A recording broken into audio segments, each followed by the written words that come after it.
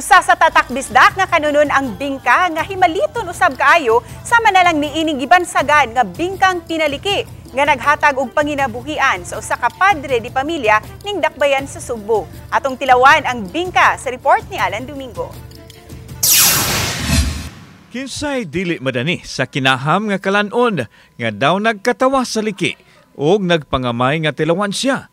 Ang gibansagang bingkang pinaliki nga giluto sa daplin sa kalsada dapit sa simbahan sa Barangay Mabulo, dakbayan sa Sugbo. Timing kaayo nga bag-ong haon gikan sa hornuhan o oven ang mga bingka nga sa kahumot pa lang lamia na. Samutan pa kun matilawan na gyud makaingon jud ka uy pastilan lamia.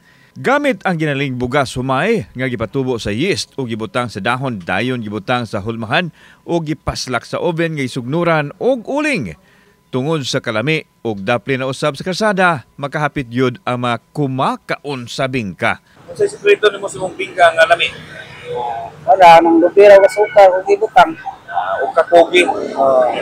Matod ni Ricky nga mao kini ang dugay na niyang panginabuhi nga gisaligan usab sa iyang pamilya. Hagit kaniya ang pwesto kay usahay dili man sila tugutan nga makapaninda sa bisan asa busa strike anywhere siya. Tungod kay diligid ang iyang lutuanan, dali ra siyang makabalhin ugaling dunay mahitabong dakop. Gipadayag sa bingkero estate tigluto og bingka ang diskarte mao iyang puhunan sa pagpadayon sa iyang panginabuhian ug ang bingka mao'y tinubdan sa tanan.